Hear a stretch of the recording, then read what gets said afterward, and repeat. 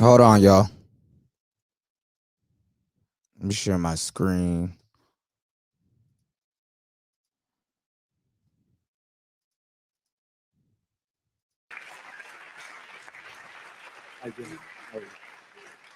And I do want to say a very good evening to both of you. This debate will cover 6 major topics. At the beginning of each section, each candidate will have 2 minutes uninterrupted to answer my first question. The debate commission will then turn on their microphone only when it is their turn to answer, and the commission will turn it off exactly when the 2 That's the thing. I go live. The only reason why I went live, hold on, I'm hearing this in my background. The only reason why I went live is because a lot of people in the manosphere do not know how to get their equipment together. So let's get it, y'all. Let's get it. phase. More than 40,000 Americans are in the hospital tonight with COVID, including record numbers here in Tennessee. And since the two of you last shared a stage, 16,000 Americans have died from COVID. Manosphere, we gotta do better, man. Please be specific. How would you lead the country during this next stage of the coronavirus crisis? 2 minutes uninterrupted. So, as you know, 2.2 million people modeled out were expected to die. We closed up the greatest economy in the world in order to fight this horrible disease that came from China. It's a worldwide pandemic. It's all over the world. You see the spikes in Europe and many other places right now. If you notice, the mortality rate is down 85%. The excess mortality rate is way down and much lower than almost any other country. And we're fighting it, and we're fighting it hard. There is a spike. There was a spike in Florida, and it's now gone. There was a very big spike in Texas. It's now gone. There was a very big spike in Arizona. It's now gone. And there are some spikes and surges in other places. They will soon be gone. We have a vaccine that's coming. It's ready. It's going to be announced within weeks, and it's going to be delivered. We have Operation Warp Speed, which is the military is going to distribute the vaccine. I can tell you from personal experience that I was in the hospital, I had it, and I got better. And I will tell you that I had something that they gave me, a therapeutic, I guess they would call it. Some people could say it was a cure. But I was in for a short period of time, and I got better very fast, or I wouldn't be here tonight. And now they say I'm immune, whether it's 4 months or a lifetime. Nobody's been able to say that, but I'm immune. More and more people are getting better. We have a problem that's a worldwide problem. This is a worldwide problem. But I've been congratulated by the heads of many countries on what we've been able to do. If you take a look at what we've done in terms of goggles and masks and gowns and everything else, and in particular ventilators, we're now making ventilators all over the world, thousands and thousands a month, distributing them all over the world. It will go away, and as I say, we're rounding the turn, we're rounding the corner. It's going away. Okay, former Vice President Biden, to you, how would you lead the country out of this crisis? You have 2 minutes uninterrupted. 220,000 Americans dead. You hear nothing else I say tonight. Hear this. Anyone who's responsible for not taking control, in fact, not saying I take no responsibility initially. Anyone who's responsible for that many deaths should not remain as President of the United States of America. We're in a situation where there are 1,000 deaths a day now, 1,000 deaths a day. And there are over 70,000 new cases per day. Compared to what's going on in Europe, as the New England Medical Journal said, they're starting from a very low rate. We're starting from a very high rate. The expectation is we'll have another 200,000 Americans dead between now and the end of the year. If we just wore these masks, the president's own advisors have told him, we could save 100,000 lives.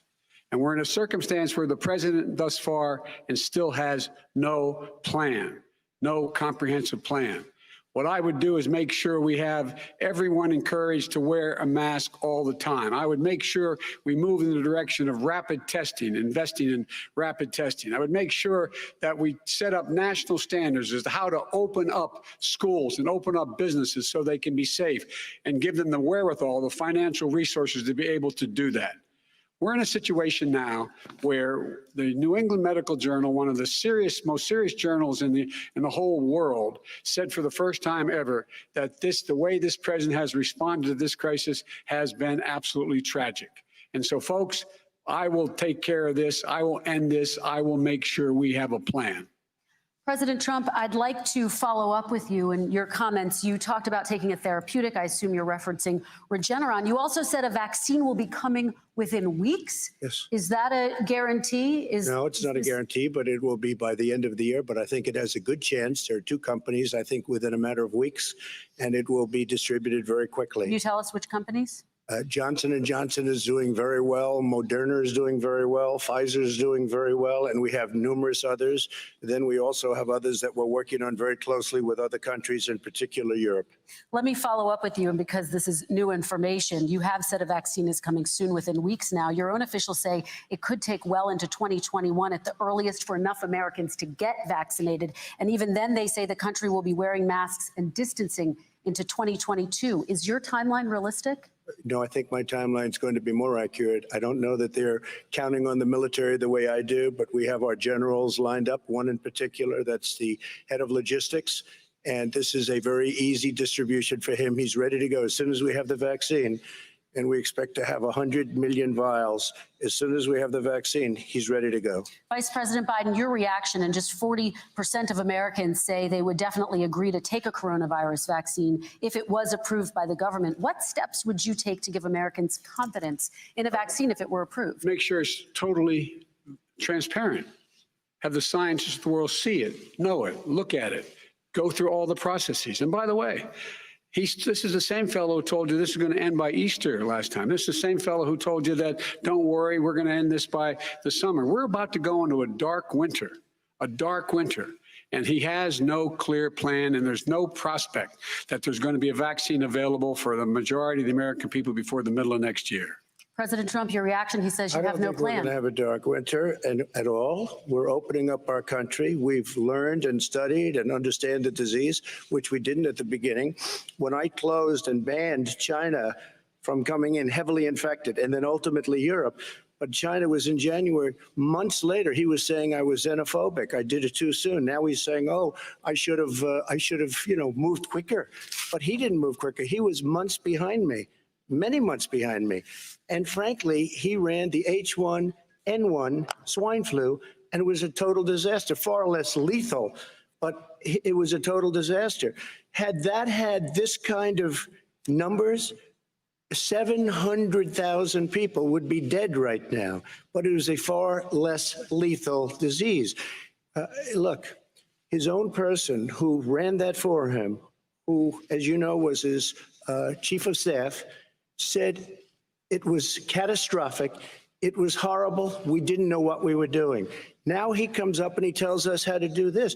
Also, everything that he said about the way every single move that he said we should make, that's what we've done. We've done all of it. But he was way behind us. Vice President Biden, your response. My response is he is xenophobic, but not because he shut down access from China. And he did it late after 40 countries had already done that. In addition to that, what he did, he made sure that we had 44 people that were in there in China trying to get to Wuhan to determine what exactly the source was. What did the president say in January? He said, no, he said, he's being transparent. The president of China is being transparent. We owe him a debt of gratitude. We have to thank him. And then what happened was we started talking about using the Defense Act to make sure we go out and get whatever is needed out there to protect people. And again, I go back to this. He had nothing. He did virtually nothing. And then he gets out of the hospital and he talks about don't worry, it's all going to be over soon. Come on. There's not another serious scientist in the world who thinks it's going to be over soon. President Trump, your reaction? I say over soon. I say we're learning to live with it. We have no choice. We can't lock ourselves up in a basement like Joe does. He has the ability to lock himself up. I don't know. He's obviously made a lot of money someplace, but he has this thing about living in a basement. People can't do that. By the way, I, as the president, couldn't do that. I'd love to put myself in the basement or in a beautiful room in the White House and go away for a year and a half until it disappears.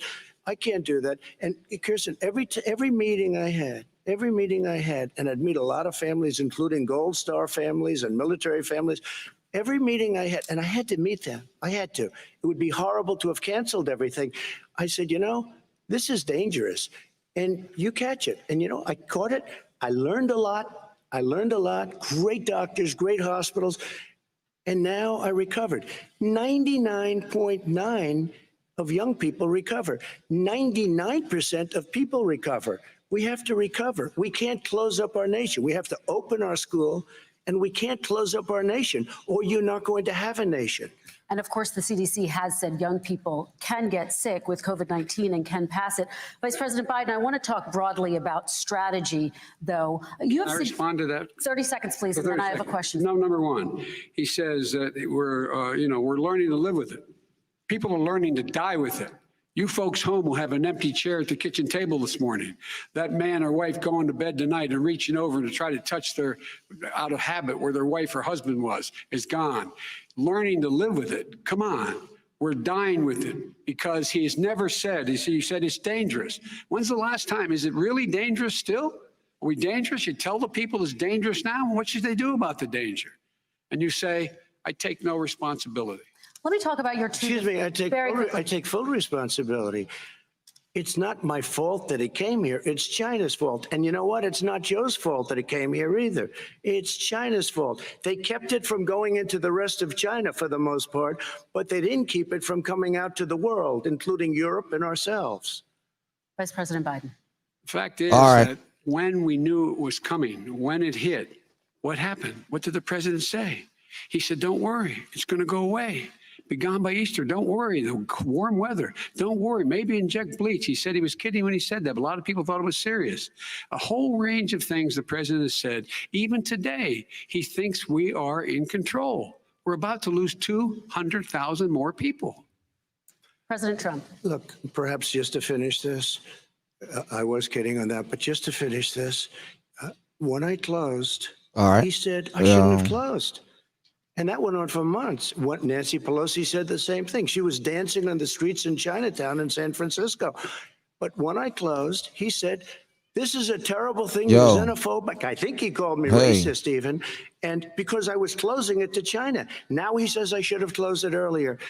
It just, Joe, it doesn't work. I didn't say either of those things. You I didn't certainly say did. You certainly did. I talked about a xenophobia in a different context. It wasn't about closing the border to Chinese coming to the United States. All right, I want to talk about both of your different strategies to handling He thought this. I shouldn't have closed the border. Well, That's obvious.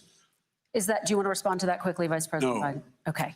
Let's talk about your different strategies toward dealing with this. Mr. Vice President, you suggested you would support new shutdowns if scientists recommended it.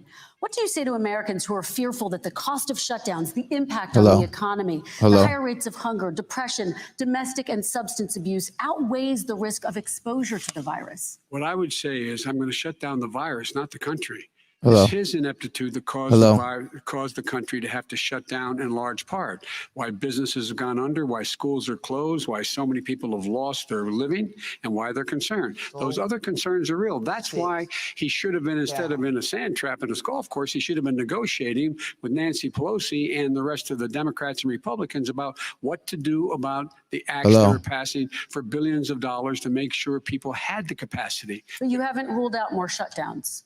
Well, no, I'm not shutting down the name, but there are, look, you need standards. The standard is if you have a reproduction rate in a community that's above a certain level, everybody says, slow up. More social distancing. Do not open bars and do not open gymnasiums. Do not open until you get this under control, under more control. But when you do open, give the people the capacity to be able to open and have the capacity to do it safely. For example, schools. Schools, they need a lot of money to open. They need to deal with ventilation systems. They need to deal with smaller classes, more teachers, more pods.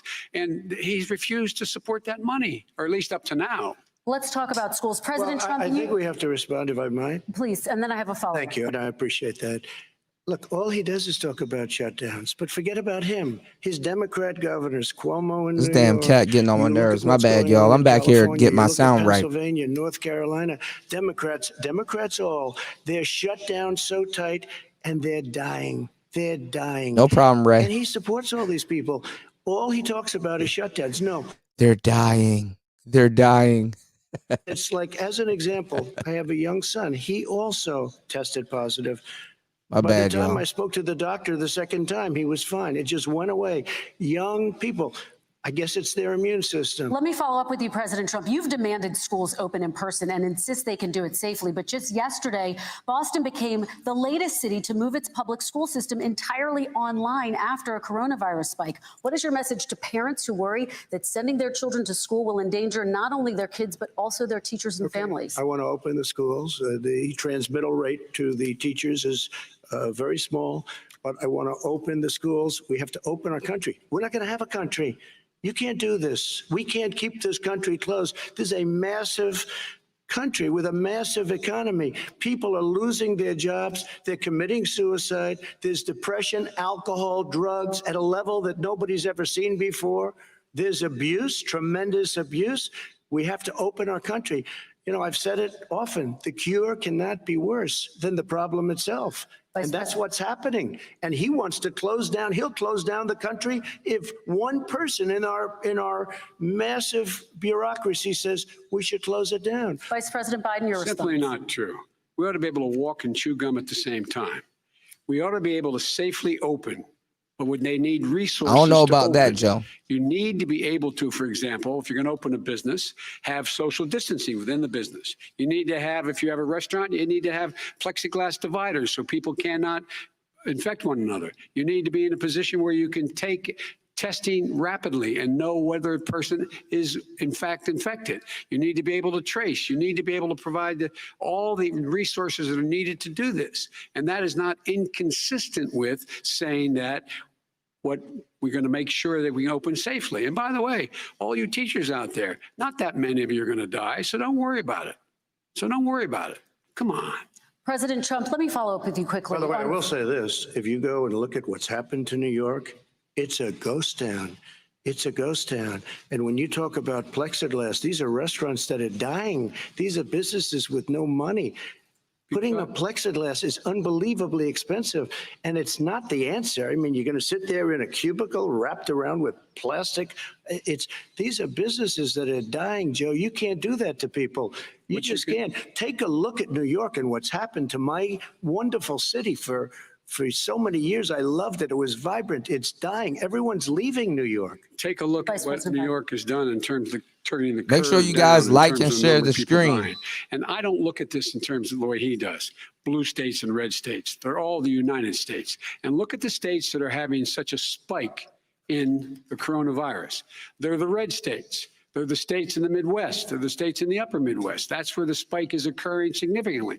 But they're all Americans. They're all Americans. And what we have to do is say, wear these masks, number one. Make sure we get the help that the businesses need that has money's already been passed to do that. It's been out there since the beginning of the summer, and nothing's happened.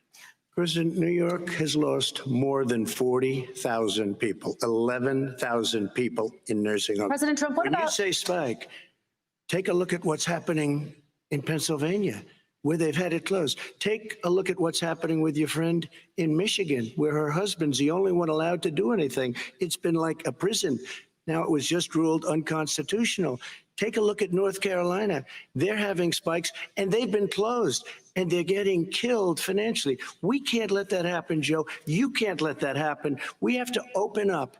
And we understand the disease. We have to protect our seniors. We have to protect our elderly. We have to protect especially our seniors with heart problems and diabetes problems. And we will protect them. We have the best testing in the world by far. That's why we have so many cases. Let me follow up with you before we move on to our next section. President Trump, this week you called Dr. Anthony Fauci, the nation's best known infectious disease expert, quote, a disaster. You described him and other medical experts as, quote, idiots. If you're not listening to them, who are you listening to?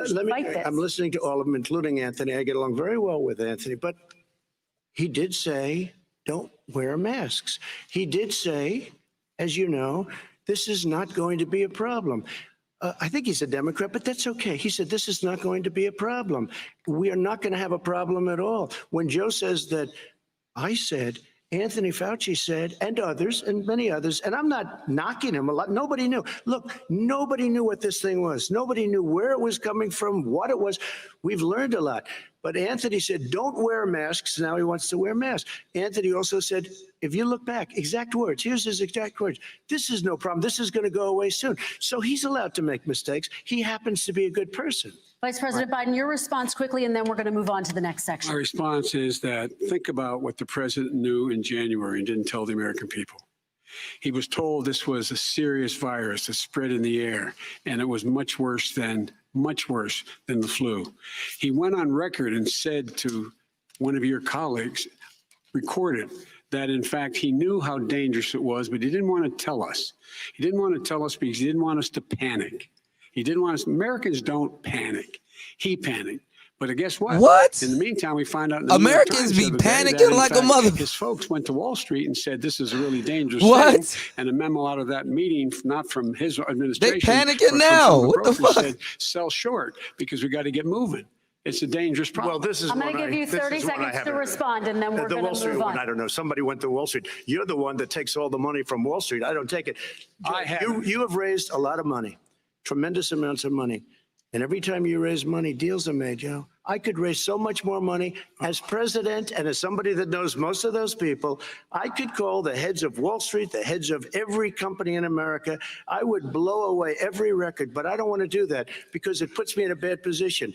And then you bring up Wall Street. You shouldn't be bringing up Wall Street because you're the one that takes the money from Wall Street, not me. I could blow away your records that like you wouldn't believe. We don't need money. We have plenty of money. In fact, we beat Hillary Clinton with a tiny fraction of the money that she was able All to. right, gentlemen, we're going to Don't move tell me on. about Wall Average Street. We're gonna contribution, $43. All right, we're going to move on to our next section, which is national security. And I do want to start with the security of our elections and some breaking news from overnight. Just last night, top intelligence officials confirmed again that both Russia and Iran are working to influence this election.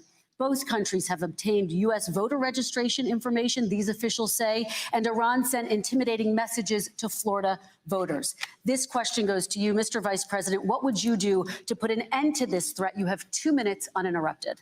I made it clear, and I ask everyone else to take the pledge. I made it clear that any country, no matter who it is, that interferes in American elections will pay a price.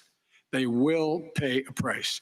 And it's been overwhelmingly clear this election, I won't even get into the last one, this election, that Russia has been involved, China has been involved to some degree, and now we learn that Iran is involved. They will pay a price if I'm elected. They're interfering with American sovereignty. That's what's going on right now. They're interfering with American sovereignty.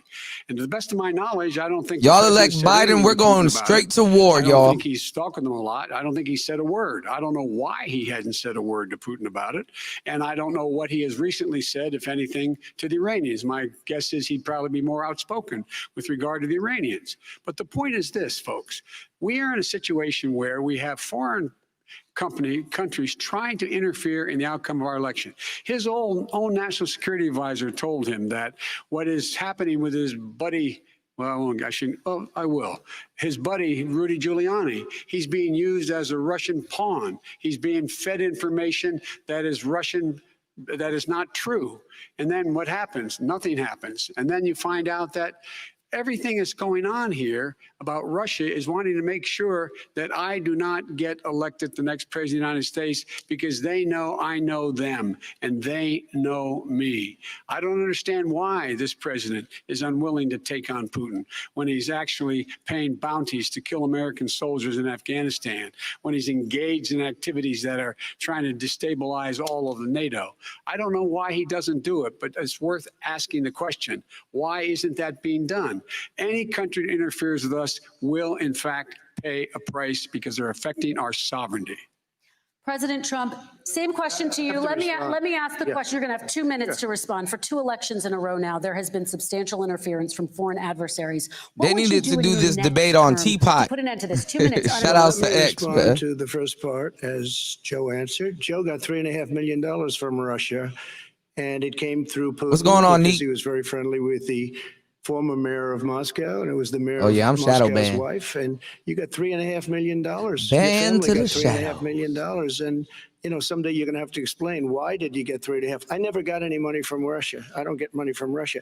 Now, about your thing last night, I knew all about that. And through John Ratcliffe, who is fantastic, DNI, he said, the one thing that's common to both of them, they both want you to lose, because there has been nobody tougher to Russia. Between the sanctions, nobody tougher than me on Russia. Between the sanctions, between all of what I've done with NATO, I've got the NATO countries to put up an extra 130 Talk about Hunter billion, Biden. going to $420 billion a year. That's to guard against Russia.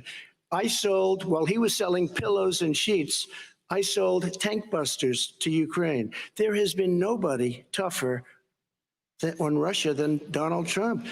And I'll tell you, they were so bad. They took over the submarine port. You remember that very well. During your term, during you and Barack Obama, they took over a big part of what should have been Ukraine. You handed it to them, but you were getting a lot of money from Russia. They were paying you a lot of money, and they probably still are. But now, with what came out today, it's even worse. All of the emails, the horrible emails of the kind of money that you were raking in, you and your family. And Joe, you were vice president when some of this was happening. Oh, Donald taking personal happened. shots. And I think you owe an explanation to the American people. Why is it? Somebody just had a news conference a little while ago who was essentially supposed to work with you and your family. But what he said was damning. And regardless of me, I think you have to clean it up and talk to the American people. Maybe you can do it right now. Vice President Biden, you may respond. 30 seconds. And then I do want to follow up on the election security. I have not taken a penny from any foreign source ever in my life. We What? learned that this president paid 50 times the tax in China, has a secret bank account with China, does business in China, and in fact is talking about me taking money. I have not taken a single penny from any country whatsoever, ever. Number one. Number two, this is a president, I have released all of my tax returns, 22 years. Go look at them. 22 years of my tax return. You have not released a single solitary year of Trump your going, tax return. Trump going What are you hiding? low blow tonight. Why are you unwilling? The foreign countries are paying you a lot. Russia's paying you a lot. China's paying you a lot. And your hotels and all your businesses all around the country, all around the world. And China's building a new road to a new a golf course you have overseas. So what's going on here? Why don't release your tax return or stop talking about corruption? President Trump, your response. First of all, I called my accountants, under audit. I'm going to release them as soon as we can. I want to do it, and it'll show how successful, how great this company is. But much more importantly than that, people were saying $750. I asked them a week ago, I said, what did I pay? They said, sir, you prepaid tens of millions of dollars. I prepaid my tax, tens over the last number of years, tens of millions of dollars I prepaid. Because at some point they think it's an estimate. They think I may have to pay tax. So I already prepaid it. Nobody told me that. Did your accountant Nobody tell you told when you you that. could release Excuse them? me. And it wasn't written whenever they write this. They keep talking about $750, which I think is a filing fee. But let me just tell you, I prepaid millions and millions of dollars in taxes. Millions. Number one. Number two, I don't make money from China. You do. I don't make money from Ukraine. You do. I don't make money from Russia. You made $3.5 million, Joe, and your son gave you. They even have a statement that What's good, we have third? to give 10% to the big man. You're the big man, I think. I don't know. Maybe you're not, but you're the big man, I think. Your son said we have to give 10% to the big man. Joe, what's that all about? It's terrible. All right, gentlemen, I want to ask you both some questions I have about to all of this. respond to But that. I'm going to let you both respond very quickly. You just said you spoke to your accountant Yes. about potentially releasing your taxes. Did he tell you when you can release them? Do you As have soon a as the audit is deadline for finished. when you're going to release them I to the get American treated people? worse than the Tea Party got treated. Because you I have a don't lot have of a time. people in there, deep down in the IRS, they treat me horribly. We made a deal, it was all settled until I decide to run for president. I get treated very badly by the IRS, very unfairly. But we had a deal all done. As soon as we're completed with the deal, I want to release it. But I have paid millions and millions of dollars. Millions? And it's worse than paying. I paid in advance. It's called prepaying your taxes. I paid in advance. I want to ask you both about questions regarding your potential foreign entanglements and questions that have been raised to give you both a chance to talk about this more broadly. Respond very quickly, and then I'll get to my question. This Why nigga said did he You've been never saying this for took 4 foreign years. money. Do you Show believe us. that? Just show us. Stop playing around. You've been saying for 4 years Everybody you're going to knows. reduce your taxes. Nobody knows, Mr. President. What they do know is you're not paying your taxes, or you're paying taxes that are so low. When last time he said what he paid, he said, I only pay that little because I'm smart. I know how to game the system. Come on, folks. Very quickly, So President Trump, and then I want to get to 2 questions to both of you Sure. on this. I was put through a phony witch hunt for 3 years. It started before made I me even miss got my elected. They spied on my campaign. No president should ever have to go through what I went through. Let me just say this. Mueller and 18 angry Democrats and FBI agents all over the place spent $48 million. They went through everything I had, including my tax returns, and they found absolutely no collusion and nothing wrong. 48 million. I guarantee you, if I spent 1 million on you, Joe, I could find plenty wrong, because All the right. kind of things that you've done and the kind of monies that your family has taken.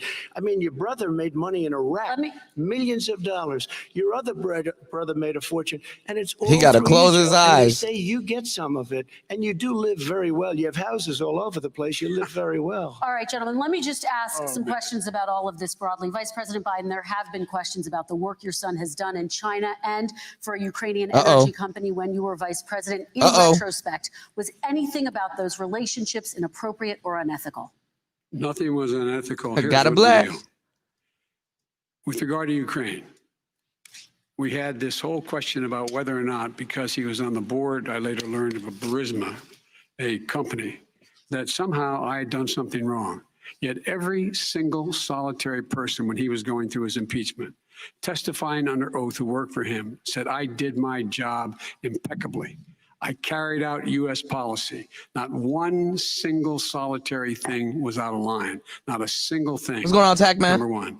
Number two, the guy who got in trouble in Ukraine was this guy trying to bribe the Ukrainian government to say something negative about me, which they would not do and did not do because it never, ever, ever happened.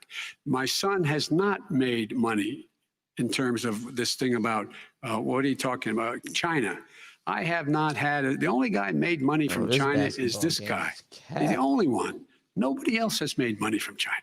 Never President did Trump, deal with let me China. By the ask way, my question to you. But could I just one thing? Very quickly. His son didn't have a job for a long time, was sadly no longer in the military service. I won't get into that. And he didn't have a job. As soon as he became vice president, Burisma, not the best reputation in the world. I hear they paid him $183,000 a month. Listen to this. 183, and they gave him a $3 million upfront payment. All right. And he had no energy. I'm going to let the vice experience. president That's respond to that quickly, and then I need to get to a dishonest. question to you. Very No quickly, basis for Vice that. Everybody investigated that. No one said anything he did was wrong in Ukraine. Okay, President Trump, this is for you. Since you took office, you've never divested from your business. You've personally promoted your properties abroad. A report this week, which was referenced, does indicate that your company has a bank account in China. So how can voters know that you don't have any foreign conflicts of interest? I have many bank accounts, and they're all listed, and they're all over the place. I mean, I was a businessman doing business. The bank account you're referring to, which is everybody knows about it, it's listed. The bank account was in 2013. That's what it was. It was opened it was closed in 2015, I believe. And then I decided, because I was thinking about doing a deal in China like millions of other people.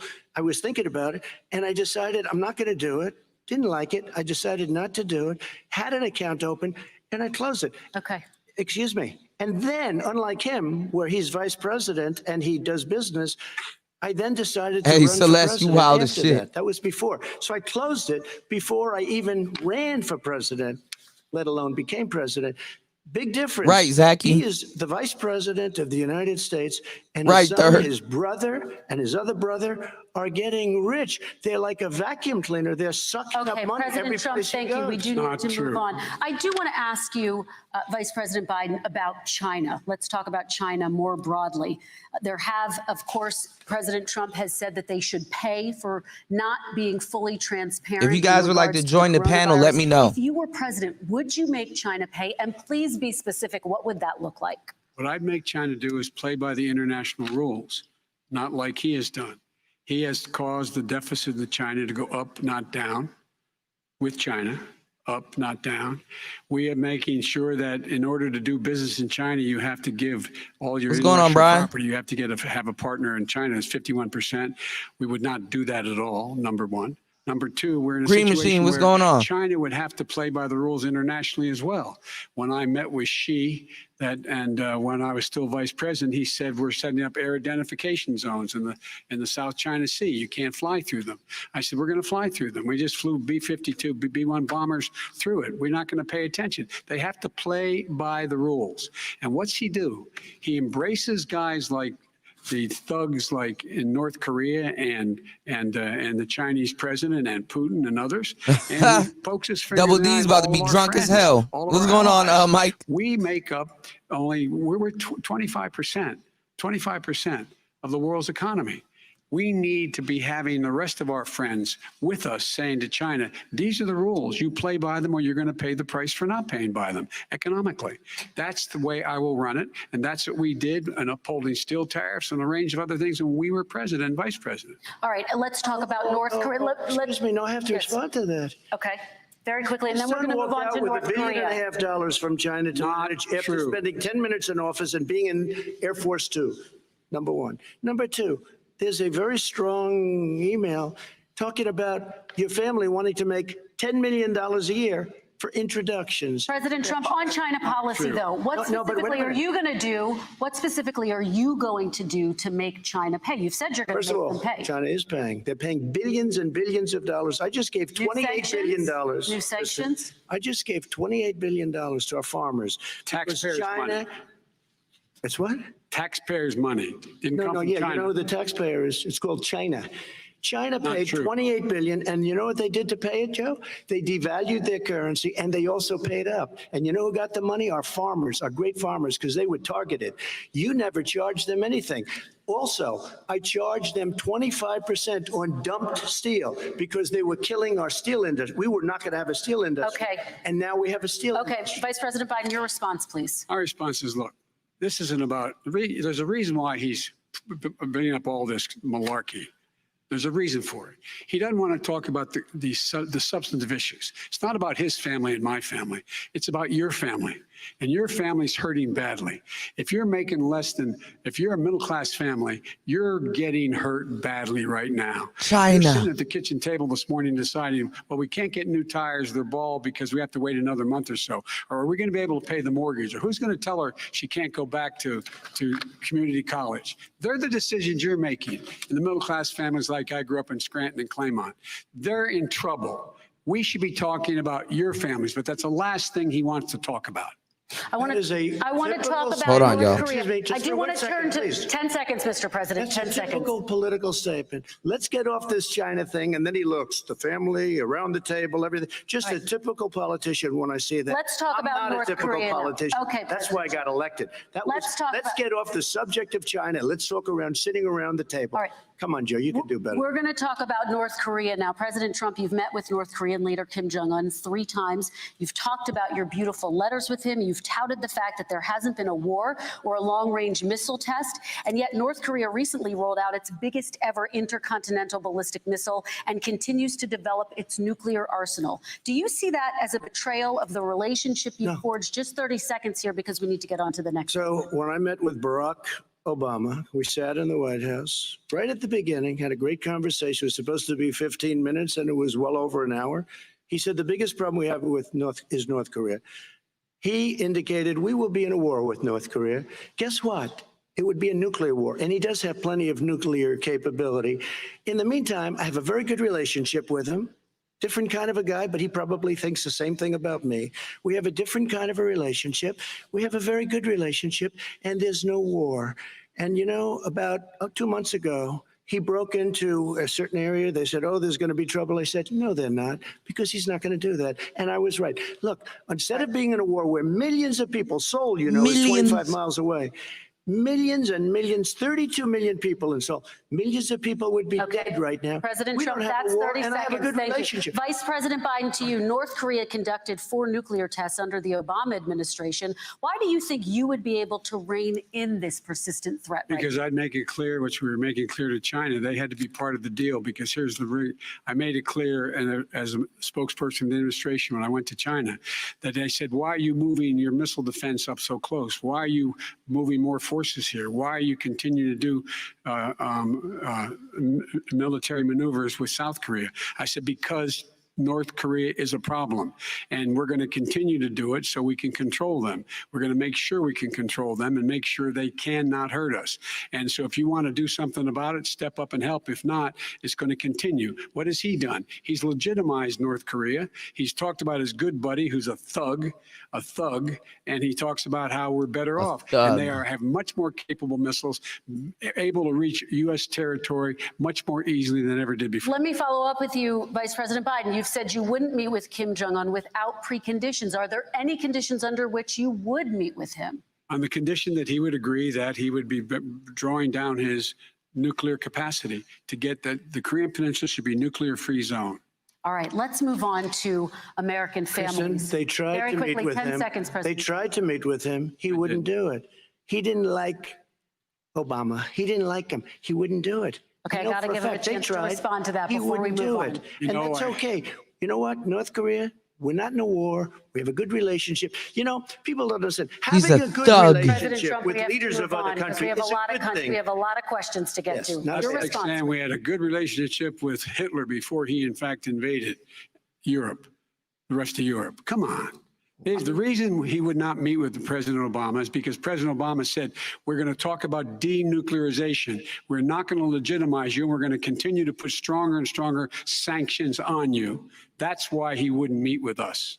All right, And it let's didn't move happen. on. Let's Excuse move on me. and talk He about left American me a families. mess, Kristen. President Trump, okay, we do They need to move left on. me a mess. North Korea was a mess. We And need in to fact, move if on you so that remember we the can get first to 2 all or of our 3 other months, questions tonight, there was a President very Trump. dangerous period in my first 3 months before we sort of worked things out a little bit. Okay. There was a they left us a mess. And Obama would be, I think, the first to say it was the single biggest problem he thought that our country. Okay, let's move on to American families and the economy.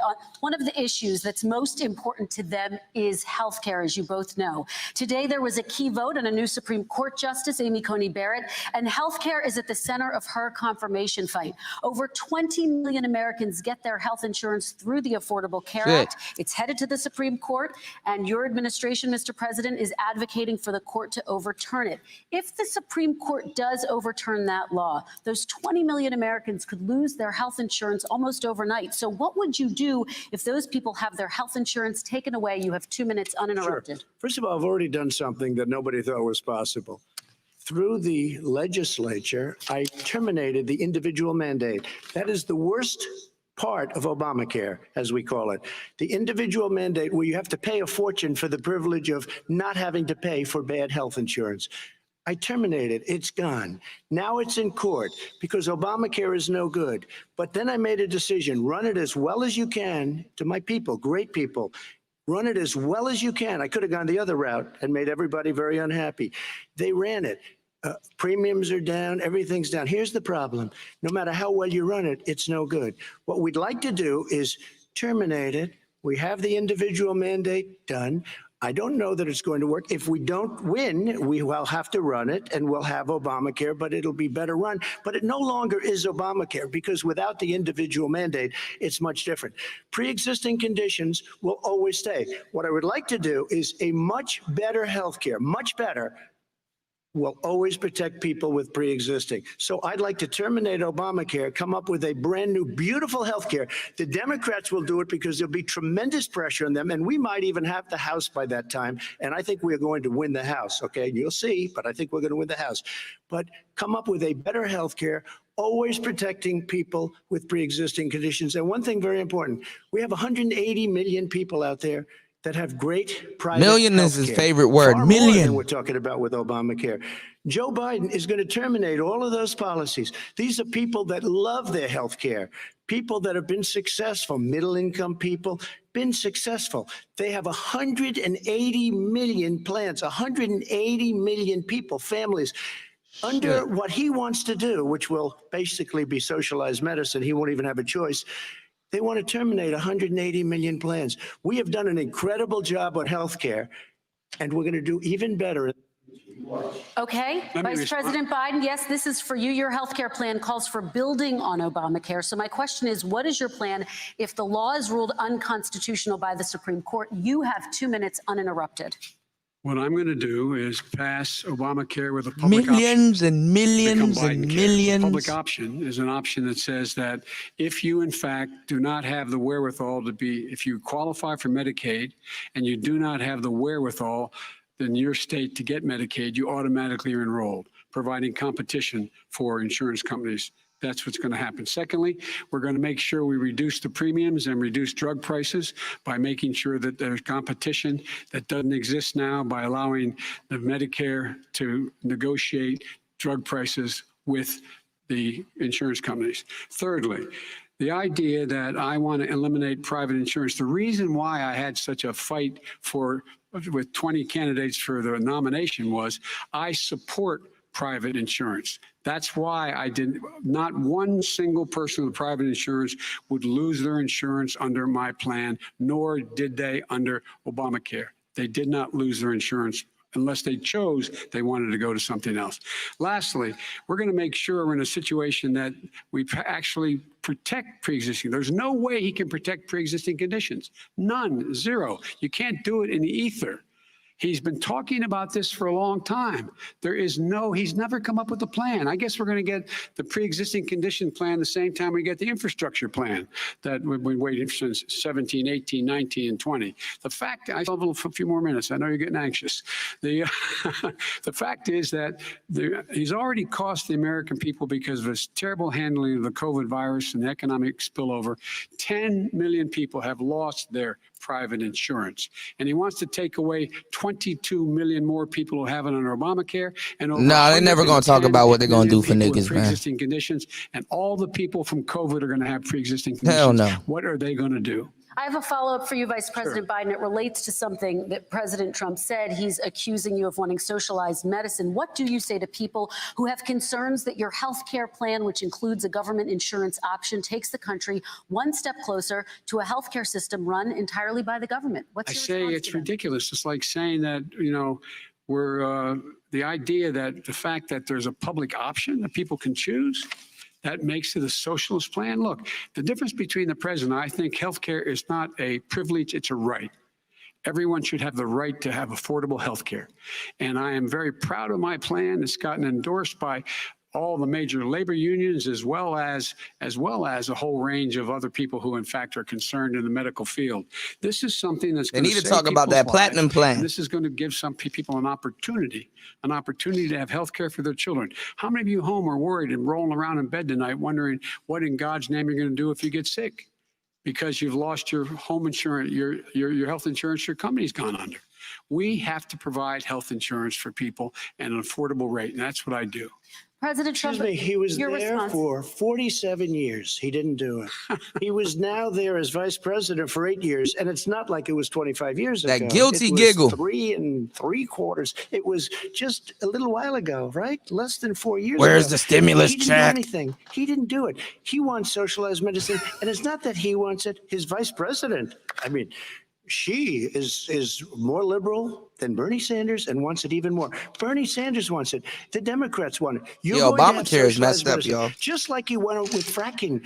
I need my stimulus. We're going to stop fracking. We're going to stop fracking. Then he goes to Where's my Pennsylvania. He stimulus? gets a nomination where he got very lucky to get it. And he goes to Pennsylvania and he says, oh, we're going to have fracking.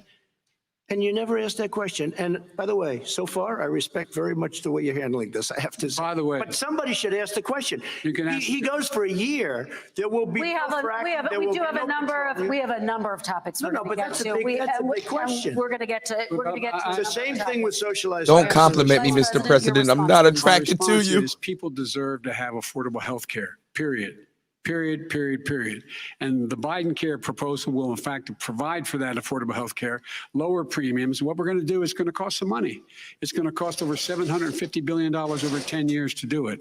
And they're going to have lower premiums. You can buy into the better plans, the cheaper plans, lower your premiums, deal with unexpected billing, and have your drug prices drop significantly. He keeps talking about it. He hasn't done a thing for anybody on health care. Not a thing. Kristen, when Very he quickly, says, then I want to talk when about he what's says happening on public Capitol option, Hill. he's talking about socialized medicine and and healthcare. When he talks about a public option, he's talking about destroying your Medicare, totally Wrong. destroying your Social Security, and this whole country will come down. You know, Bernie Sanders tried it in his state. He tried it in his state. His governor was a very liberal governor. They wanted to make it work. Okay, let's let Vice President impossible Biden to work. respond. It doesn't Vice work. President He's Biden, a very your confused response. guy. He thinks he's running against somebody else. He's running against Joe Biden. I beat all those other people because I disagreed with them. Joe Biden he's running against. And the idea that we're in a situation that are going to destroy Medicare, this is the guy. I'm that the Joe actuary of motherfucking Medicare said, Biden. if in fact, at Social Security, if in fact he continues to withhold his plan to withhold the tax on Social Security, Social Security will be bankrupt by 2023. With no way to make up for it. This is the guy who's tried to cut Medicare. So I mean, the idea that Donald Trump is lecturing me on Social Security and Medicare, come on. He tried to get 10 rid of, seconds, he Mr. tried to President, hurt and then I Social have to go to Security another years ago. Go back and look at the records. He tried to hurt Social Security years ago. All right, let's move on. I'm going to move on. Mr. President, I have to move on to the next question. They said or the else stock we're not market going to will have time to boom talk about it. if I'm elected. If he's elected, the stock market will crash. Okay, let's Biggest move on to the analysts are next saying that. question No matter- very quickly. Look, the idea that the stock market is booming is his only measure of what's happening. Where I come from in Scranton and Claymont, the people don't live off of the stock market. Just in the last three years during this crisis, the billionaires in this country made, according to the Wall Street, $700 billion more dollars. $700 billion more dollars. It's a lot of fucking money. Because that's his only measure. What happens to the ordinary people out there? What happens to them? Let's talk about what's happening on Capitol Hill. We're going to move on. 401ks are through the roof. We're gonna move on. Stock are through the roof. All right. And he doesn't come from Scranton. That's like he lived there for a short period of time before he even knew We're it. going to move on and to he the left. next question. And the people of Pennsylvania Let me will move show on you to my that. next question, They gentlemen. understand. As of tonight, more than 12 million people are out of work.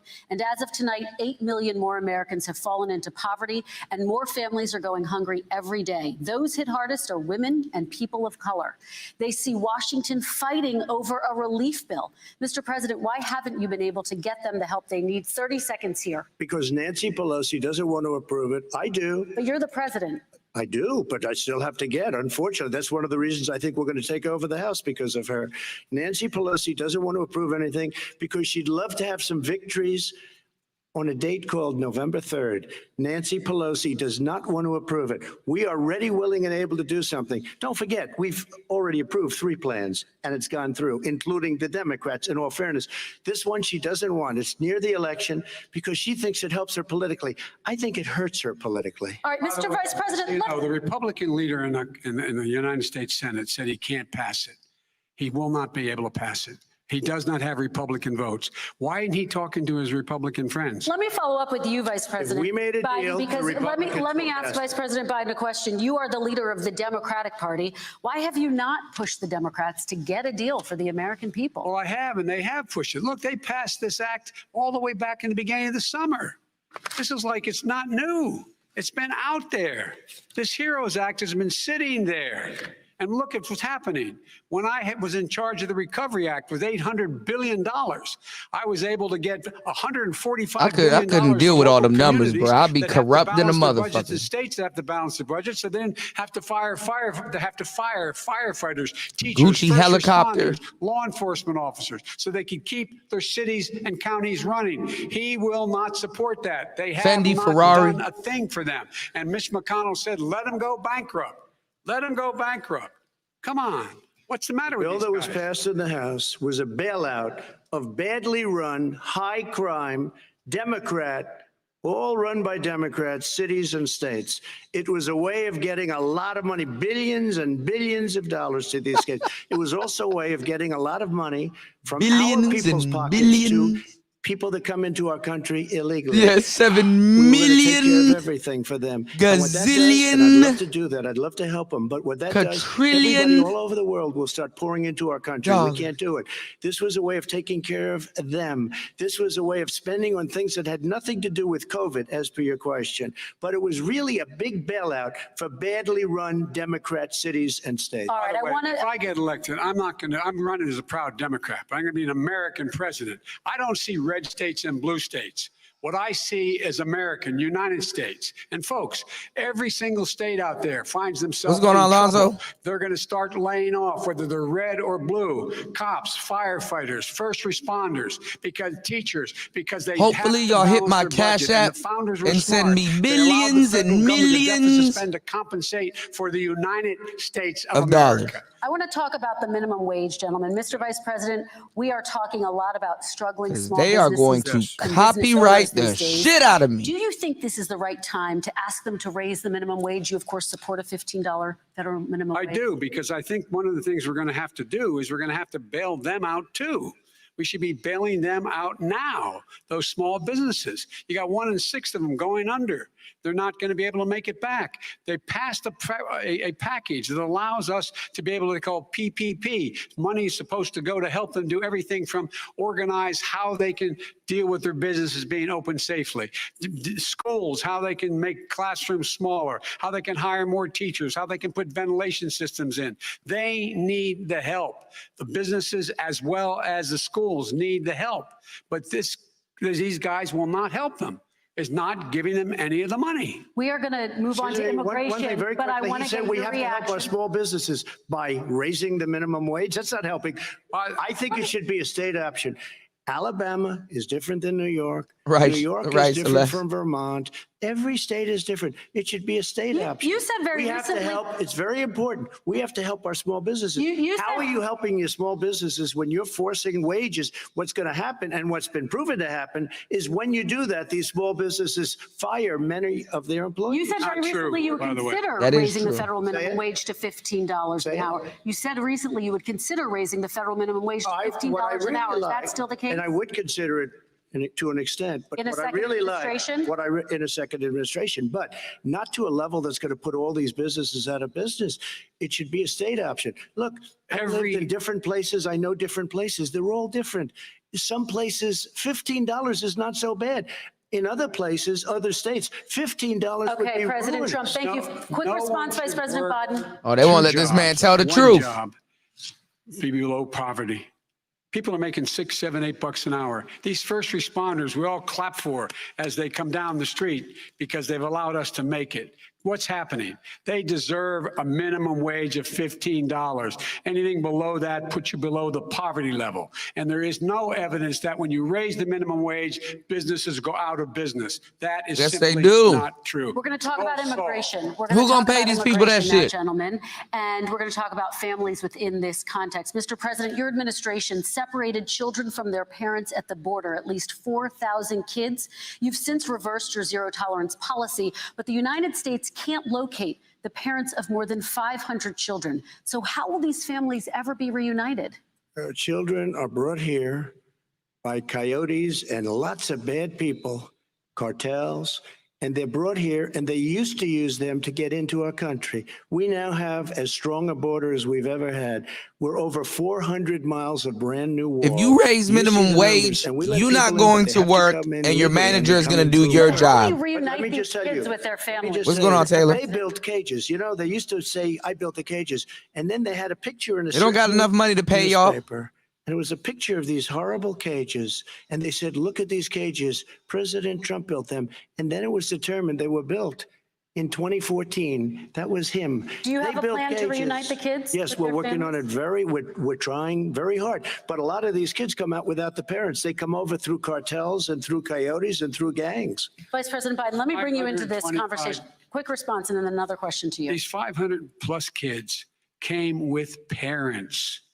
They separated them at the border to make it a disincentive to come to begin with.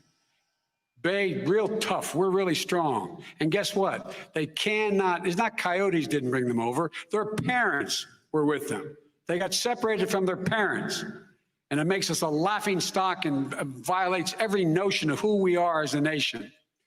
Let me ask you a follow-up Kristen, question. they did it. We changed the policy. Your response they to that? They did it. We changed. did not They built the separate cages. Who built the cages, Joe? Let's talk about what Who we're built the talking cages, about. Let's Joe? talk about what we're talking about. What happened? Parents were ripped, their kids were ripped from their arms and separated. And now they cannot find over 500 of sets of those parents, and those kids are alone. Nowhere to go. Nowhere to go. It's criminal. It's criminal. Let me ask Kristen, you I will about say this. immigration. They went 10 down. We seconds, and brought then I need to ask reporters, you. everything. They are so well taken care of. They're in facilities that were so clean. But some and of them have gotten haven't been such good- reunited But with just their ask families. one question. Who built the cages? I'd love you to ask him that. Who built the cages? Let me ask about your immigration policy, Mr. Vice President. The Obama administration did fail to deliver immigration reform, which had been a key promise during the administration. It also presided over record deportations as well as family detentions at the border before changing course. So why should voters trust you with an immigration overhaul now? Because we made a mistake. It took too long to get it right. It took too long to get it right. I'll be president of the United States, not vice president of the United States. And the fact is, I've made it very clear. Within 100 days, I'm mad they openly talking about putting kids in pathway to cages. citizenship for over 11 million undocumented people. And all of those so-called dreamers, those DACA kids, they're going to be immediately certified again to be able to stay in this country and put on a path to citizenship. The idea that they are being sent home by this guy and they want to do that is they've gone to a country they've never seen before. I can imagine you're 5 years old, your parents are taking you across the Rio Grande River and it's illegal. And you say, oh no, Mom, leave me here. I'm not going to go with you. They've been here. Many of them are model citizens. Over 20,000 of them are first responders out there taking care of people during this crisis. We owe them. We owe them. President, Kristen, Trump, he your had reaction. 8 years to do what he said he was going to do. And I've changed without having a specific. We got rid of catch and release. We got rid of a lot of horrible things that they put in and that they lived with. But he had 8 years he was vice president. He did nothing except build cages to keep children in. Vice President Biden, your response. The catch and release, you know what he's talking about there? If in fact you had a family came across and they were arrested, they in fact were given a date to show up for their hearing. They were released. And guess what? They showed up for a hearing. And this is the first president in the history of the United States of America that anybody seeking asylum has to do it in another country. That's never happened before in America. That's never happened before in America. You come to the United States and you make your case that I seek asylum based on the following premise, why I deserve it under American law. They're sitting in squalor on the other side of the river. President Trump, your response, so 30 important. seconds, and then we'll move It on. Right. just shows that he has no understanding of immigration or the laws. Catch and release is a disaster. A murderer would come in, a rapist would come in, a very bad person would come in. We would take their name. We have to release them into our country. And then you say they come back. Less than 1% of the people come back. We have to send ICE out and Border Patrol out to find them. We would say, come back in 2 years, 3 years. We're going to give you a court case. You need Perry Mason. We're going to give you a court case. You got When you sanctuary say they states. come back, they don't come back, Joe. do. They never come back. Only the really, I hate to say this, but those with the lowest IQ, they might come back. Okay, But President very, Trump, let's very give few. Vice President Biden a chance to respond, and then we're going to move on to the You next don't know the section. law, Joe. Vice President Biden, your response. Know the law, what he's telling you is simply not true. Well, check Check it it out. out. They don't come back. Check it out. All right, let's move on. But we don't have to the worry next about it because they section. terminated it. So we don't have to worry about it. Let's anymore. move on to the next And you have section. 525 kids not knowing where in God's name they're going to be and lost their parents. Go ahead. All right, Let's talk about our next section, which is race in America. And I want to talk about the way Black and brown Americans experience race in this country. Part of that experience is something called the talk. It happens regardless of class and income. Parents who feel they have no choice but to prepare their children for the chance that they could be targeted, including by the police, for no reason other than the color of their skin. Mr. Vice President, in the next 2 minutes, I want you to speak directly to these families. I love my niggas. Do you understand why these parents fear for their children? I do.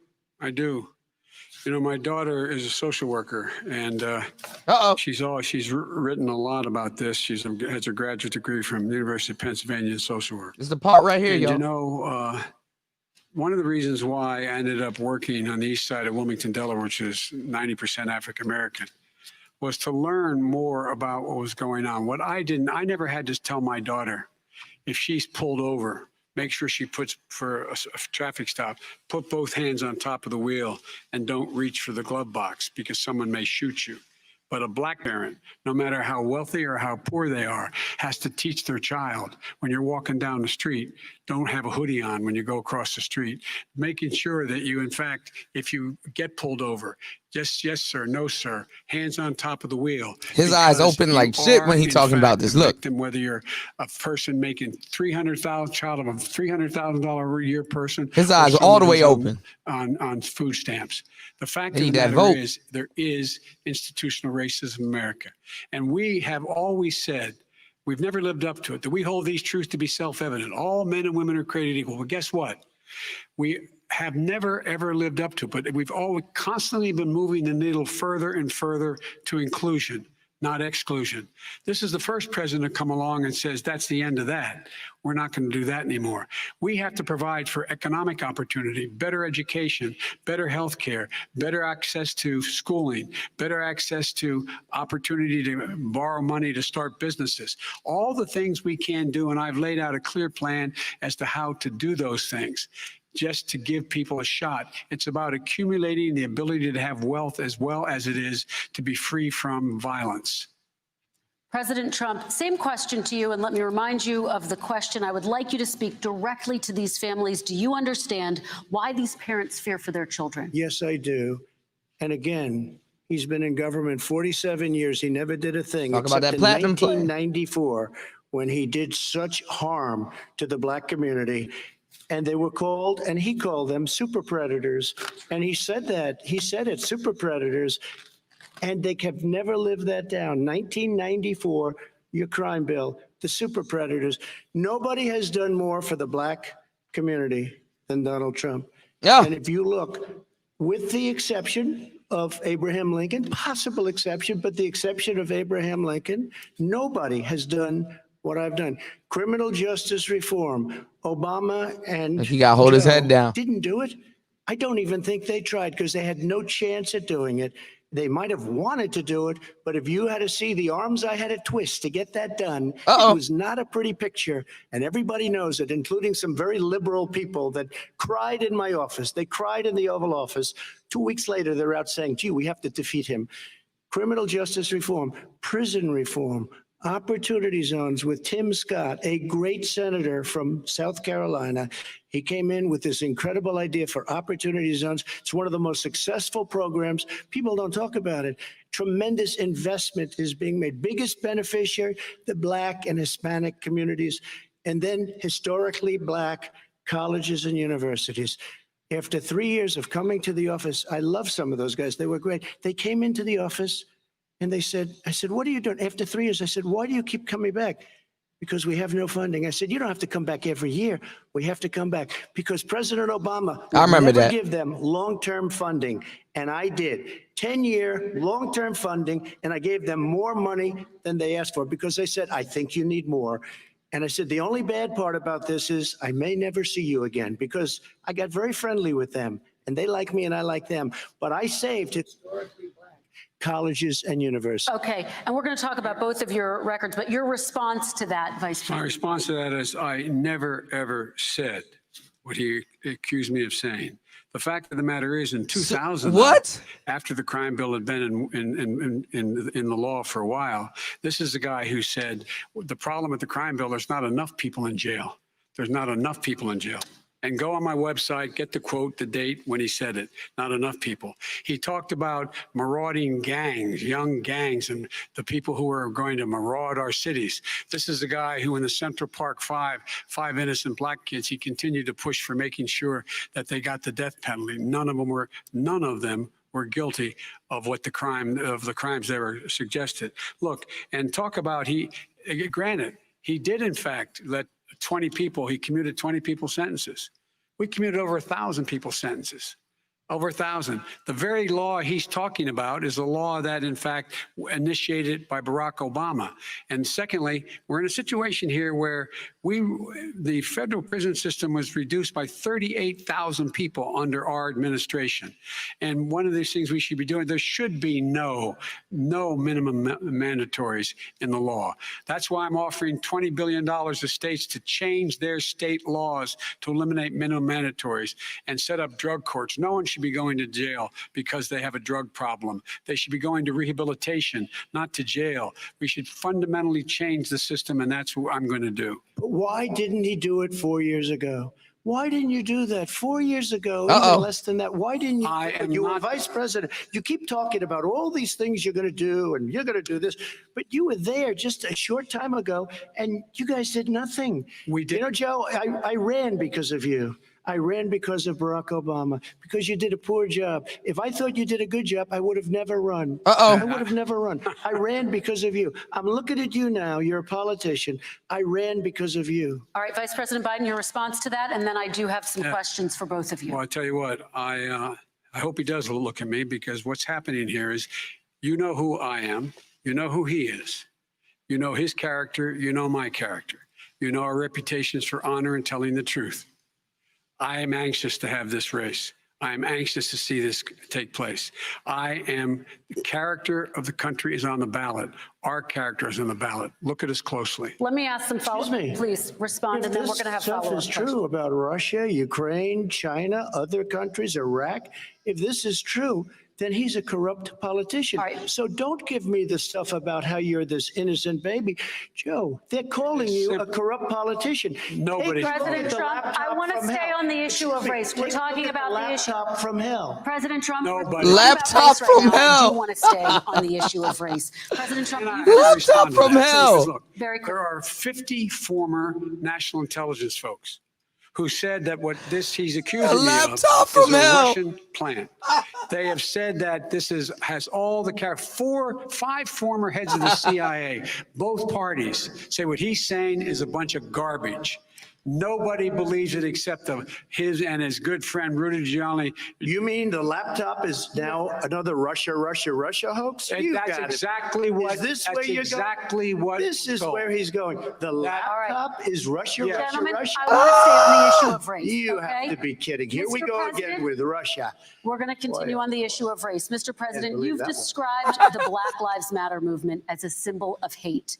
You've shared a video of a man chanting white power to millions of your supporters. You've said that Black professional athletes exercising their First Amendment rights should be fired. What do you say to Americans who say that kind of language from a president is contributing to a climate of hate and racial strife? Well, you have to understand, the first time I ever heard of Black Lives Matter, they were chanting pigs in a blanket, talking about police. Pigs, talking about our police. Pigs in a blanket, fry them like bacon. I said, that's a horrible thing. And they were marching down the street. And that was my first glimpse of Black Lives Matter. I thought it was a terrible thing. As far as my relationships with all people, I think I have great relationships with all people. I am the least racist person in this room. Well, what do you say to Americans who are concerned by that rhetoric? I don't know. I don't know videos? what to say. I got criminal justice reform done and prison reform and opportunity zones. I took care of Black colleges and universities. I don't know what to say. They can say anything. I mean, they can say anything. It makes me sad because I am the least racist person. I can't even see the audience because it's so dark, but I don't care who's in the audience. I'm the least racist person. Don't say it's so in this dark. room. Okay, Vice President Biden, let me Abraham- ask you very quickly, and then I have a follow-up question for you. Abraham Lincoln here is one of the most racist presidents we've had in modern history. He pours fuel on every single racist fire. Every single one. Started off his campaign coming down the escalator saying he's going to get rid of those Mexican rapists. He's banned Muslims because they're Muslims. He has moved around and made everything worse across the board. He says about the poor boys, last time we were on stage here, he said, I told them to stand down and stand ready. Come on. This guy is a dog whistle about as big as a foghorn. President Trump, I'm going to give you 10 seconds to respond, and then I have a follow-up. He didn't say stand ready. He just said stand down. Where did that come in? I mean, You said where you're did that- Abraham Lincoln. No, where did that? No. You said- I said not since Abraham Lincoln has anybody done what I've done for the black community. And I'm I saying- didn't say I'm Abraham Lincoln. I said not since Abraham Lincoln has anybody done what I've done for the black community. Now, you have done nothing other than the crime bill, which put Oh, God.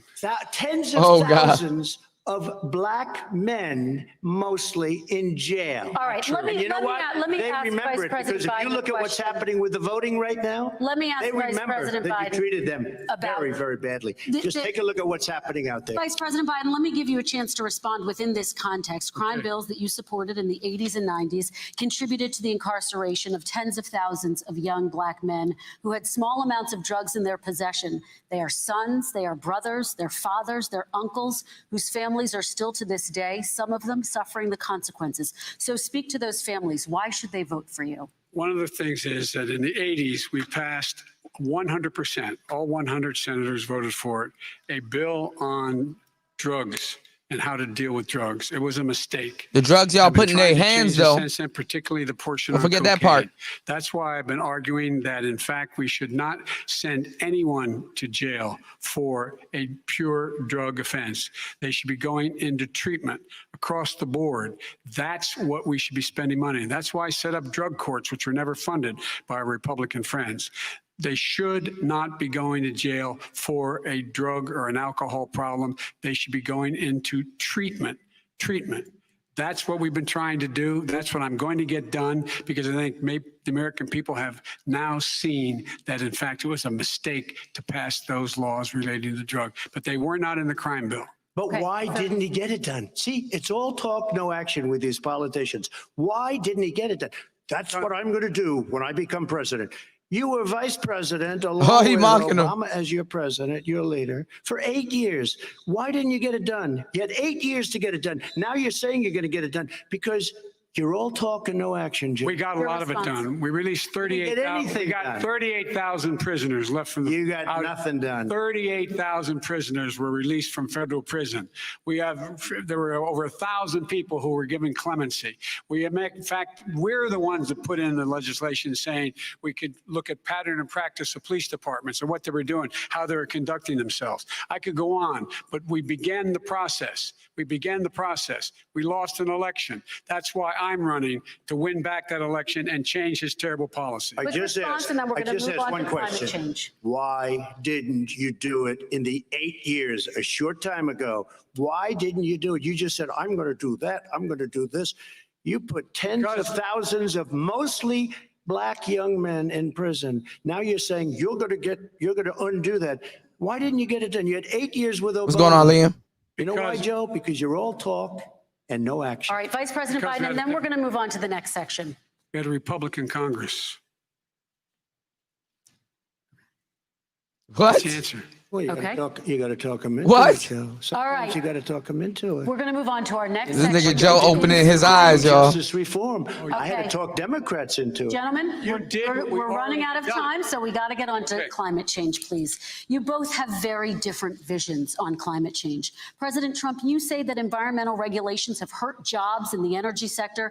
Vice President Biden, you have said you see addressing climate change as an opportunity to create new jobs. For each of you, how would you both combat climate change and support job growth at the same time? Starting with you, President Trump, you have 2 minutes uninterrupted. So we have the Trillion Trees program. We have so many different Trillion. programs. I do love the environment, but what I want is the cleanest, crystal clear water, the cleanest air. We have the best, lowest number in carbon emissions, which is a big standard that I notice Obama goes with all the time. Not Joe. I haven't heard Joe use the term because I'm not sure he knows what it represents or means, but I have heard Obama use it. And we have the best carbon emission numbers that we've had in 35 years under this administration. We are working so well with industry, but here's what we can't do. Look at China, how filthy it is. Look at Russia. Look at India. It's filthy. The air is filthy. The Paris Accord, I took us out because we were going to have to spend trillions of dollars, and we were treated very unfairly. When they put us in there, they did us a great disservice. They were going to take away our businesses. I will not sacrifice tens of millions of jobs, thousands and thousands of companies because of the Paris Accord. It was so unfair. China doesn't kick in until 2030. Russia goes back to a low standard, and we kicked in right away. It would have destroyed our businesses. So, you ready? We have done an incredible job environmentally. We have the cleanest air, the cleanest water, and the best carbon emission standards that we've seen in many, many years. Vice President. Well, we have- nobody went destroy our outside because of COVID, Vice so he President might be Biden, right. 2 minutes to you, uninterrupted. Climate change and climate warming, the global warming, is an existential threat to humanity. We have a moral obligation to deal with it. And we're told by all the leading scientists in the world, we don't have much time. We're going to pass the point of no return within the next 8 to 10 years. 4 more years of this man eliminating all the regulations that were put in by us to clean up the climate, to limit the limit of emissions will put us in a position where we're going to be in real trouble. Here's where we have a great opportunity. What? I was able to get both all the environmental organizations as well as labor, the people worried about jobs, to support my climate plan. Because what it does, it will create millions of new good paying jobs. We're going to invest in, for example, 50,000 charging stations on our highways so that we can own the electric car market of the future. In the meantime, China is doing that. We're going to be in a position where we're going to see to it that we're going to take 4 million existing buildings and 2 million existing homes and retrofit them so they don't leak as much energy, saving hundreds of millions of barrels of oil in the process and creating Yo, Trump significant laughing number of like jobs. shit. And by the way, the whole idea of what this is all going to do, it's going to create millions of jobs, and it's going to clean the environment. Our health and our jobs are at stake. Trump That's laughing what's like happening. shit. Look at his face. And right now, by the way, Wall Street firms indicated that my plan will in fact create 18.6 million jobs, Look at 7 his million more face. than his. This is from Wall Street. And I'll create $1 trillion more in economic growth than his proposal does. Not on climate, just on the economy. President Trump, you're Today came out and said very strongly, $6,500 will be taken away from families under his plan, that his plan is an economic disaster. If you look at what he wants to do, if you look at his plan, Nothing his to do with environmental climate. plan, you know who developed it? AOC +3. They know nothing about the climate. I mean, she's got a good line of stuff, but she knows nothing about the climate. And they're all hopping through hoops for AOC +3. Look, their real plan cost $100 trillion. If we had the best year in the history of our country for 100 years, What's up, Sam? we would not D-Mac, even what's come going on? close to a number like that. When he says buildings, they want to take buildings down because they want to make bigger windows into smaller windows. As far as they're concerned, if you had no window, it would be a lovely thing. This is the craziest plan that anybody has ever seen. And this wasn't done by smart people. This wasn't done by anybody. Frankly, I don't even know how it could be good politically. They want to spend $100 trillion. That's their real number. He's trying to say it was Chaos, what's up? it's $100 trillion. They want to knock down buildings and build new buildings with little, tiny, small windows. I mean, and many other things. Okay. And many other things. Let me have the Vice President It respond, is and we're running out of crazy. time, and we have a lot And more you'll questions to destroy get our to. country. So let's hear from the Vice President. I have a number more questions. I don't know where he comes from. I don't know where he comes up with these numbers. Queens. $100 trillion. Give me a break. This plan was, this is plans endorsed by every major environmental group and every labor group. Labor, because they know the future lies. The future lies in us being able to breathe, and they know there are good jobs in getting us there. And by the way, the fastest growing industry in America is the electric, solar energy. Portfolio, what's going on? Who thinks wind causes cancer? Windmills. It's the fastest growing jobs, and they pay good prevailing wages, 45, 50 bucks an hour.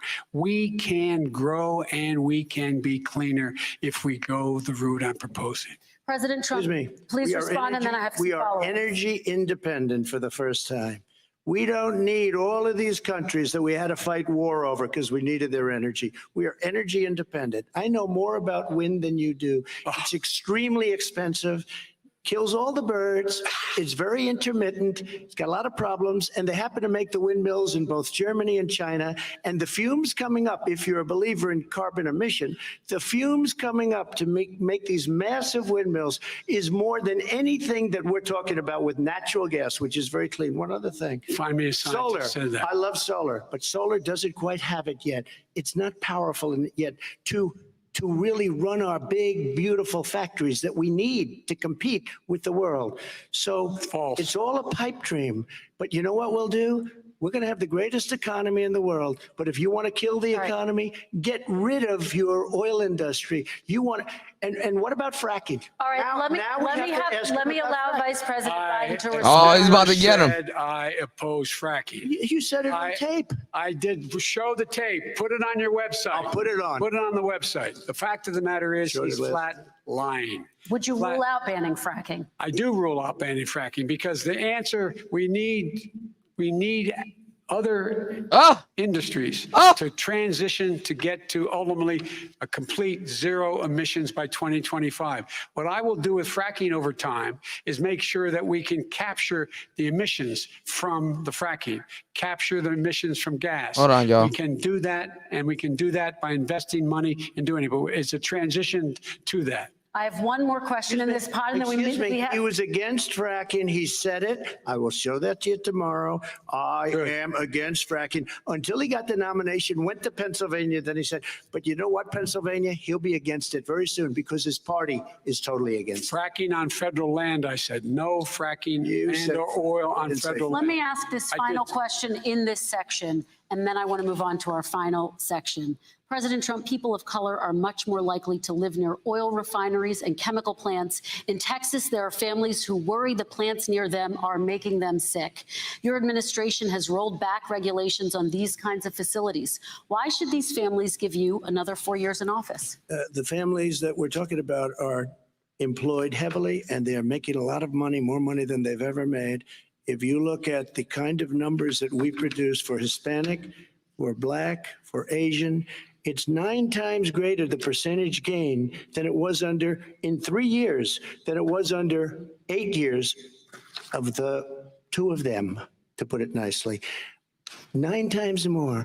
Now, somebody lives, I have not heard the numbers or the statistics that you're saying, but they're making a tremendous amount of money economically. We saved it. And I saved it again a number of months ago when oil was crashing because of the pandemic. Okay. We saved it. We got, say what you want about relationship, we got Saudi Arabia, Mexico, and Russia to cut back, way back. We saved our oil industry, and now it's very vibrant again. All And right. everybody has very inexpensive gasoline. Remember Vice that. President Biden, your response, and then we're going to have a final question for both of you. My response is that those people live on what they call fence lines. He doesn't understand this.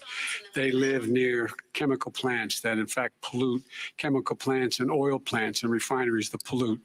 I used to live near that when I was growing up in Claymont, Delaware. And all the more oil refineries in Marcus Hook and the Delaware River than there is any place, including in Houston at the time. When my mom get in the car and when there was first frost to drive me to school, turn in the windshield wiper, there'd be oil slick in the window.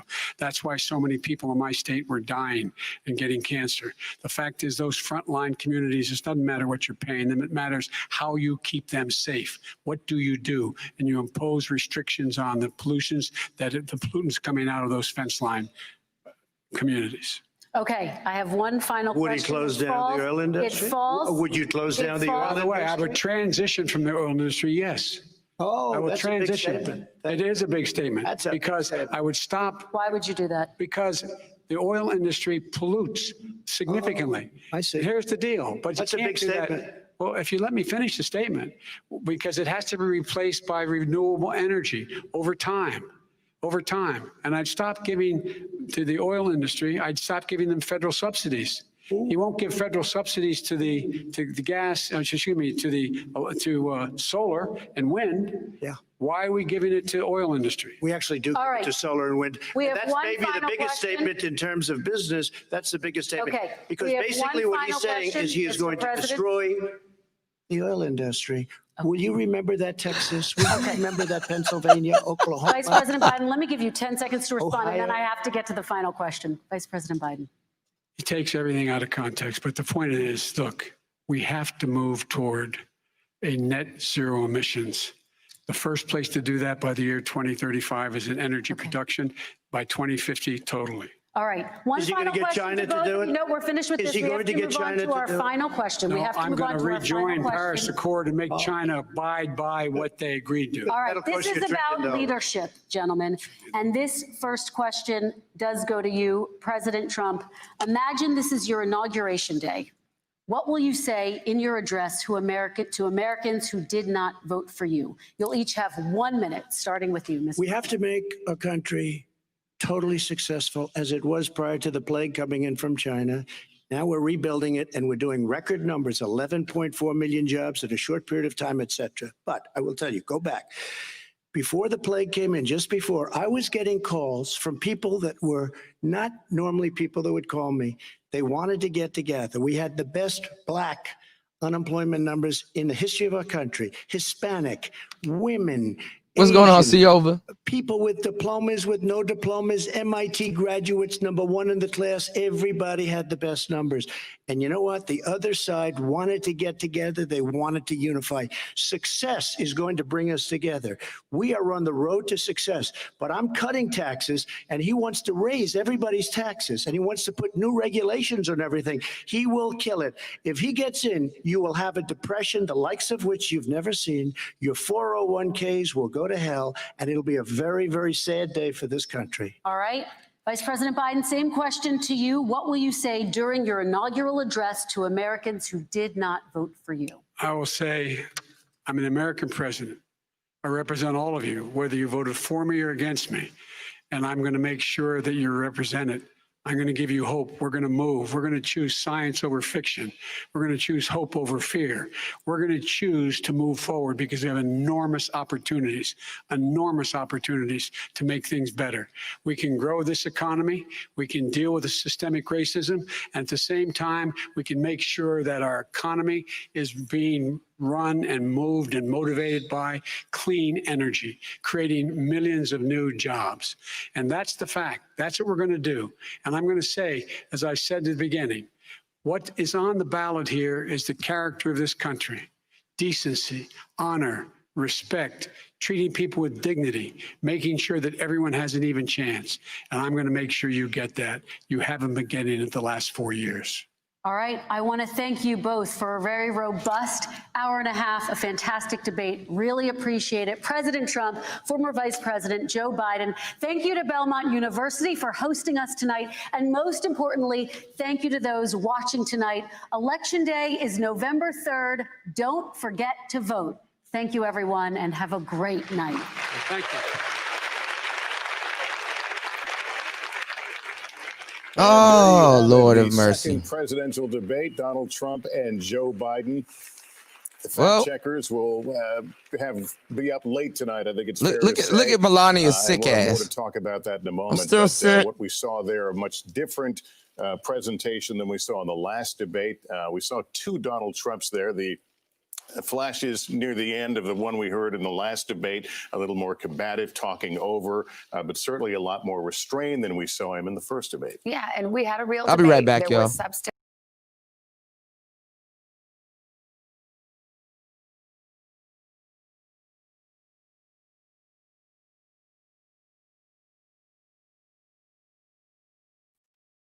Hold on, y'all. I'll be right. Hold on. God damn. Here we go. I thought I was gonna keep it up, but never mind. Hold on.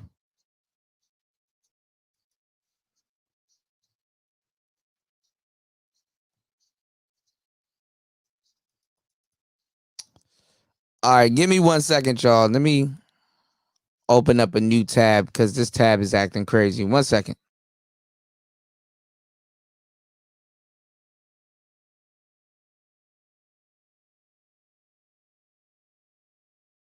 All right, yeah, StreamYard's acting up tonight. Hold on. That shit. Give me 1 second. We about to open up the panel. I'm trying to share this shit. And StreamYards wants to act up. Give me 1 second. Hold on.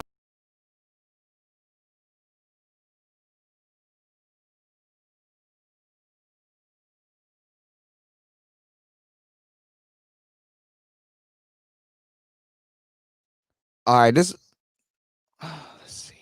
Hold on. This is weird. Hold up.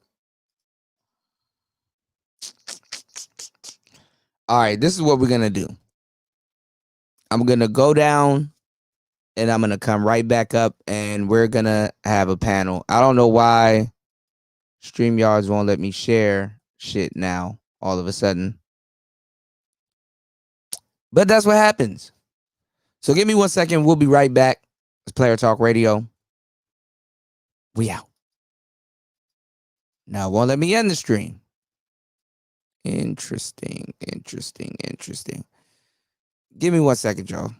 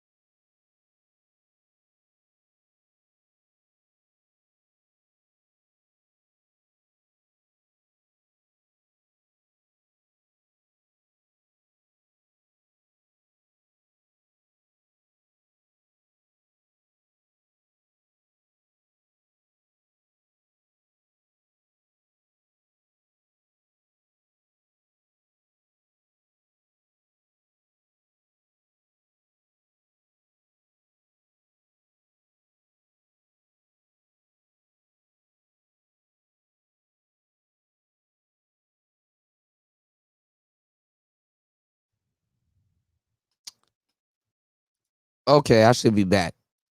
Yeah, StreamYard done. Let me actually we can do this. Hold on. Let's this is what we'll do. What's going on, E-Man? I'm back. Yeah. Now it won't let me share shit. What the fuck?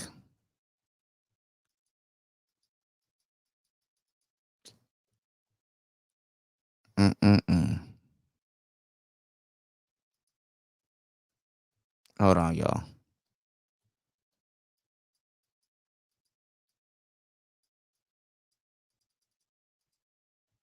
Yeah, this thing is acting up. But anyway, we're gonna rock. Make sure y'all hit that link. Hopefully it could let me add you guys on to the stream.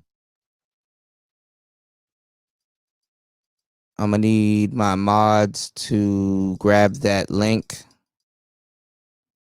Yeah, this shit is acting like real fugazi right now.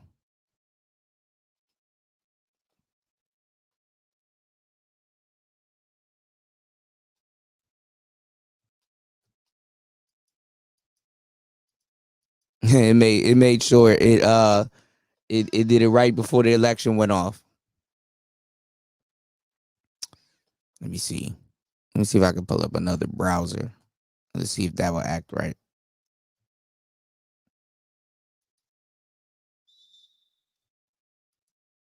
All right, yeah, it's my browser acting up. All right, this is what we're gonna do. Y'all hit that link real quick. Somebody come up. Let me see if I can go to Safari. Hold up right quick.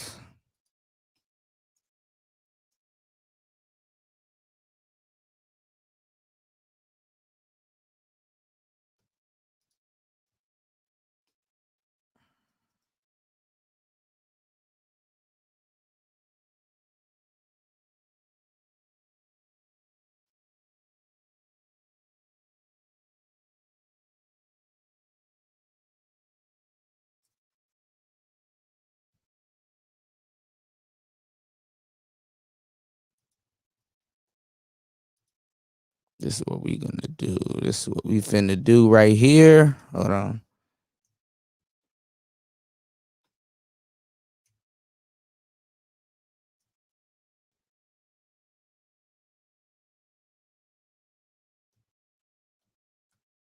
All right, give me 1 second. Let me back out real quick.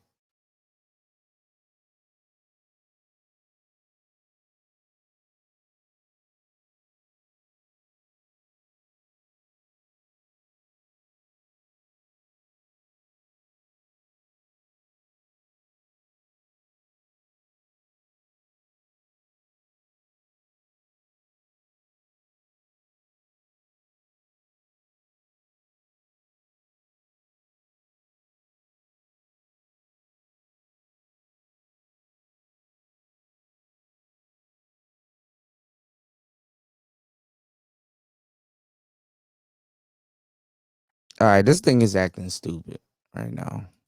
Cause now it's saying, hey, now you gotta download what you call it, Google Chrome. Hold on.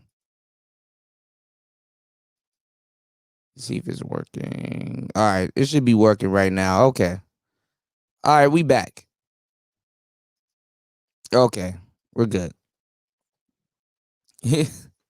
Sam I am said, yeah, I'm still voting for Trump.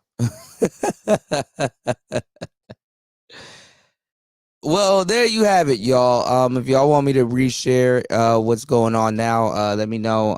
If anything, if you guys would like to come up, I have the link right here. This should be the StreamYard link.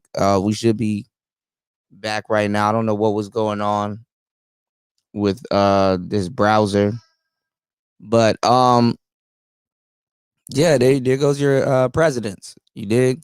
That's what it is. So make sure you guys stay ass in the house. Don't even go down to the poll and vote.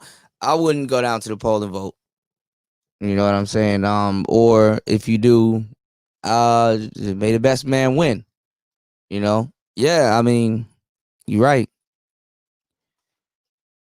You are absolutely right. Let me see. Salute, aha, what's going on? Oh, Trump was hilarious, bro. Trump Trump had a little bit more fire in him this election. So You know, that was a bit funny. So, this is what we're gonna do. If nobody would like to join the panel, I will cancel today's stream. I probably will do third shift tonight. That should be interesting. Shadow ban, so it's not that many people in here. I take it a lot of people will view this on the playback. So I might just wait for the playback. But let me know what you guys think. I'll stick around for like probably another minute or two. If you guys would like to join the panel, the link is in the chat. And let me know. That debate was funny as hell. And actually, Trump caught Joe Biden a couple times. He said, "You really just want to talk shit?" Hey, I mean, that's you know, they touched on black issues a little bit, but it wasn't really as in depth as they should have went into. And Trump was killing Biden with that 94 crime bill. He was like, you know, why haven't you done anything in the 8 years? And then he was killing that man with the laptop from hell, man. That shit was funny as hell. The laptop from hell. So that was tonight's broadcast. Thank you guys for coming through. It's Player Talk TV. We out.